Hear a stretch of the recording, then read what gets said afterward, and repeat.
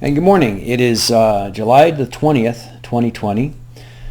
Still in lockdown where I'm at, although things are starting to loosen up a bit. Although you go out now, you got to wear a mask everywhere, which is just absolutely annoying. But that's not what I'm talking about today.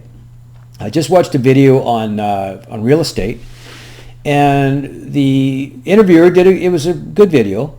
But here's one thing though that a lot of people make on these when they talk about our central banks.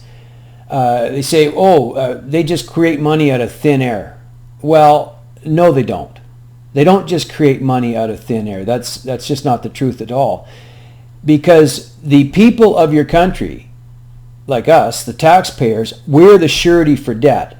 For example, if you have a rancher that has, say, 1,000 head of cattle, and he wants to buy more land, the bank might say, well, what do you have to put for collateral? And the rancher will say, I have 1,000 head of cattle. So put up the 1,000 head of cattle, right? Well, that's what we are, okay?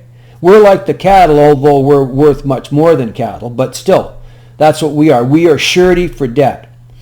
And the reason why we have large amounts of immigration in the Western world, like in Europe and in the United States, Canada, and Australia and countries like that, is because they need a growing population in order to keep issuing money. You need more taxpayers coming on board to take care of that debt. And there's other things that are tied into that, like oil reserves and forestry and foodstuffs and manufacturing. All those things go into that.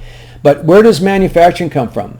Where does petroleum come from? It comes from our labor, right? There's no way to get it out of the ground unless you have people to work to take it out of the ground. There's no way to produce a car unless you have people to come up with the ideas and all that sort of thing to produce the cars, to produce the foodstuffs, to produce whatever it is you have mining. That's how it's all figured out. So the GDP comes from what? It comes from our labor. So you take the GDP of your country, divided by the population. Some people produce a lot, some people produce nothing. But if you take the average over an average, you find that every individual in your country produces a certain amount if you average it.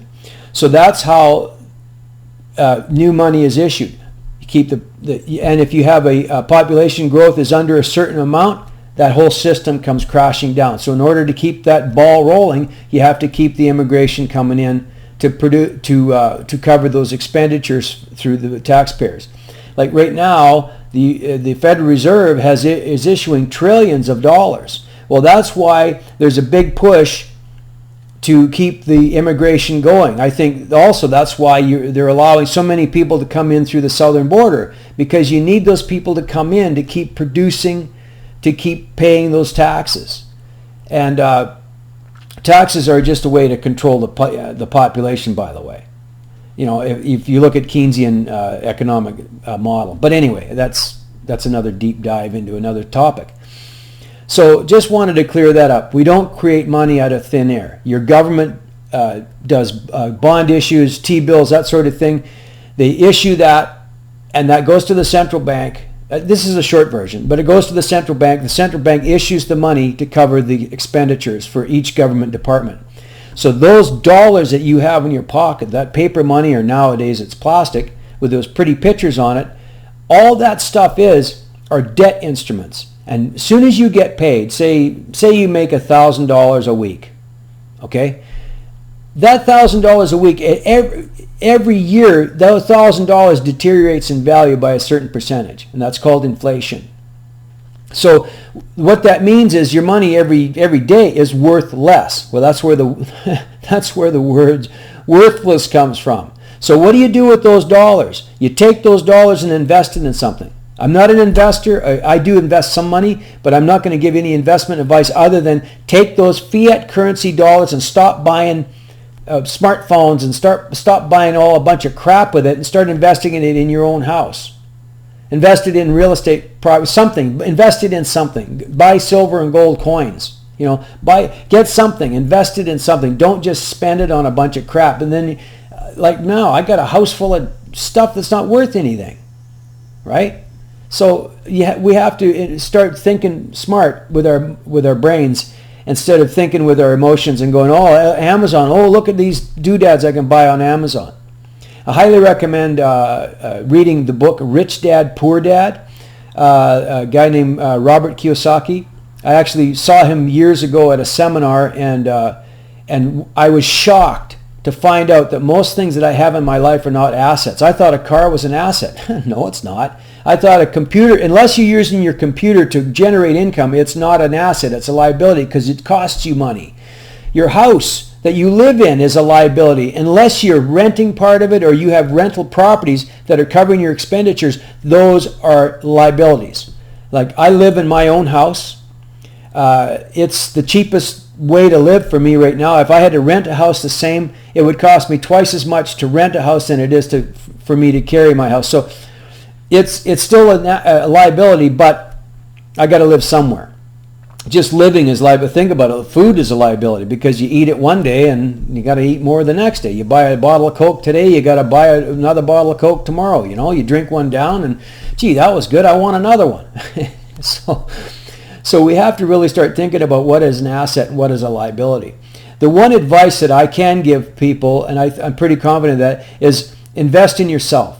Okay, invest in exercise. I work out, so I invest. That's an investment in myself, in my opinion, because good health, you can't buy good health. Okay, so that is the best investment of all.